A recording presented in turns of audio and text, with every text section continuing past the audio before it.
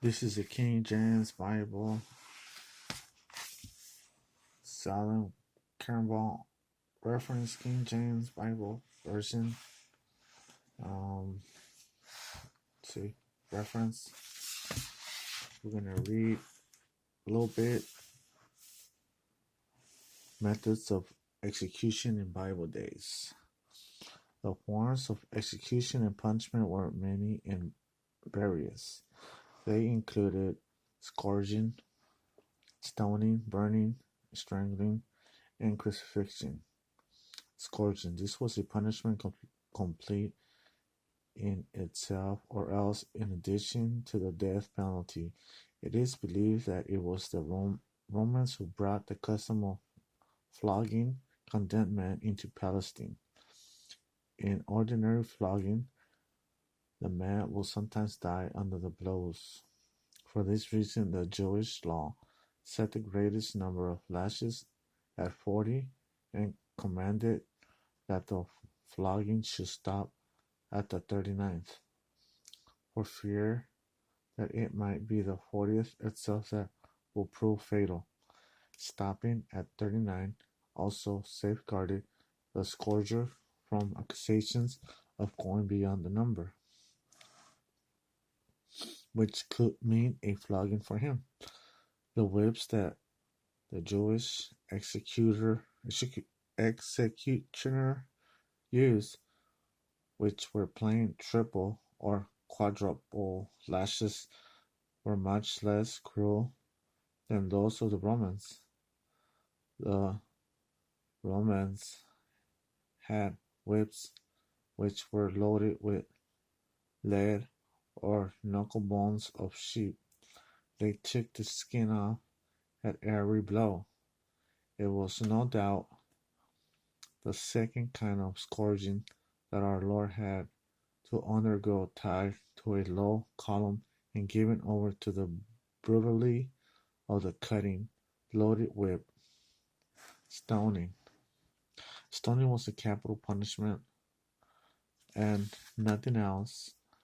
It was the typical Hebrew execution. This was the punishment that the accusers of the woman taken in adultery wished to inflict upon her, and that under which Stephen died. Deuteronomy states that it is the punishment inflicted by the whole community. The accusers and the persecuting witnesses were to throw the first stones, and after them the whole people. A condemned man was sometimes taken to cliff the height of 2 men. One of the accusers was to throw him down backwards, obviously to stun him by the fall or to break his back. It was only after this that the stones were to be thrown, and the first was to be aimed at his heart. Burning. The condemned person was placed into a dunghill as far as his waist, while his upper half was surrounded with flax. 2 executioners forced open his mouth and thrust a burning stick into it. This execution was reversed generally for a man who had lain with both a mother and her daughter, or for the daughter of a priest who had turned prostitute. Strangling. A son who had struck his father, so was a false prophet. This was done by garrote, an instrument consisting of a cord or wire with handles attached. Crucifixion. Originally, the Israelites did not crucify or hang those condemned to death. This form of punishment was imported by the Greeks and Romans. Crucifixion was the most heinous kind of execution. It was sometimes inflicted simultaneously on large numbers of offenders, especially in cases of rebellion against the government. There is a record of as many as 2,000 victims being crucified all at once. Titus during the First Jewish War. crucified on one single occasion so many prisoners that the supply of wood ran short. The place of crucifixion was outside the city gates. The condemned man was brought out and tied or nailed by the hands to a smaller crosspiece.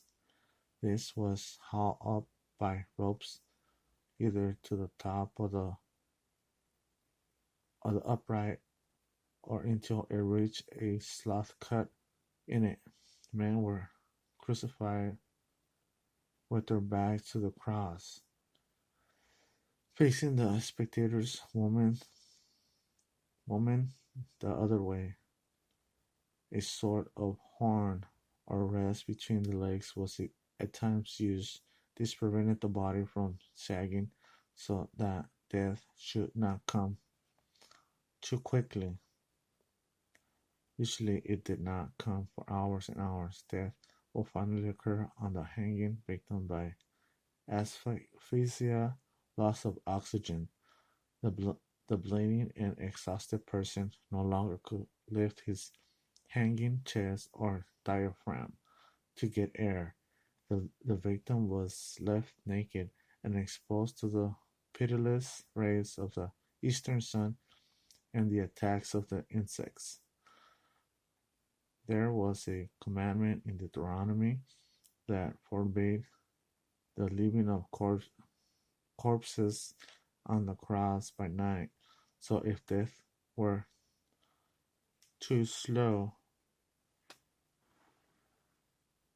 in coming, the crucified man's legs were broken to prevent this to prevent his pushing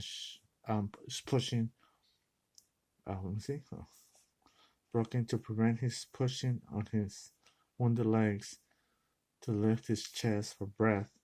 Death came at once. At times also a spear was thrust into the side. If these forms of execution appear cruel, are they much more cruel? As an example, than the mass execution of the innocents in East Pakistan in 1971, where over 250,000 Bengalis died, or when in the days of Adolf Hitler in World War II, over 6 million people, including women and children, were slaughtered by the Nazis.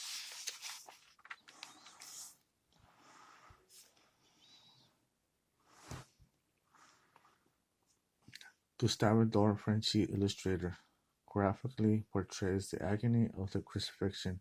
Mark 15:22, death on the cross. Victims for the cross were often offered by the women of Jerusalem, drugged wine in order to dull their sensibilities. Jesus refused this. The victims will then be stripped, laid on the ground, and nailed through their hands to the transverse beam. This beam was fastened to the upright stake, to which the victim's feet will then be nailed. The normal custom among the Romans was that the dead bodies of those who they crucified were left to hang on the crosses till they decay. Therefore, it took courage on the part of Joseph of Arimathea to ask Pilate for the body of Jesus on the same day that the death occurred.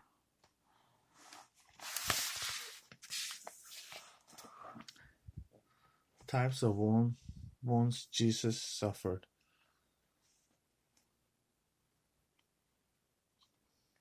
Perforation, a breaking of skin. Christ was scourged by a long whip with knots of metal on the end. Matthew 27:26. Multiple perforations. Many skin breaks. A crown of thorns made of the Palestine cactus. This was a short, stiff plant with long and large thorns that was placed on Christ's head. Matthew 27:29. Tissue removal, gouged out. His hair was plucked out also. There will be a loss of some tissue as a result of Christ to the cross. Nailing Christ to the cross. Isaiah 56. Abrasion, damage of tissue by friction or striking of an object on body. When Christ carried the cross, and as his body rubbed against it during the crucifixion, this will take place. Luke 23:26. Piercing with semi-blunt instrument nails. Psalms 22:16. Luke 23:33. Incision from a sharp instrument. A spear was thrust into the Lord's body below the heart. John 19:34. Internal rupturing. Here, apparent pericardial heart enclosure rupture took place. Psalm 69:20. John 19:34. Ripping or tearing off flesh. This was a natural and unavoidable happening when the cross was dropped into the hole in the ground. Isaiah 53:11. Suffocation.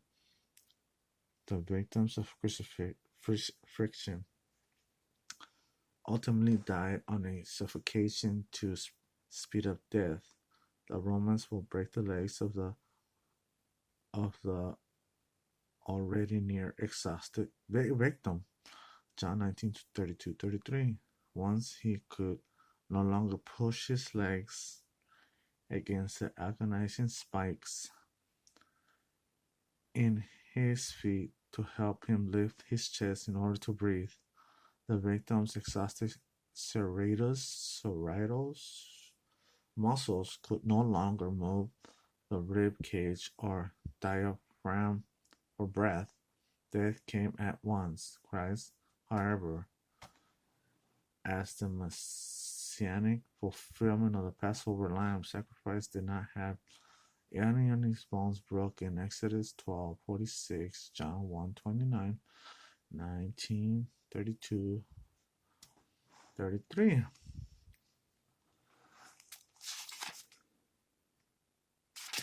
There you go.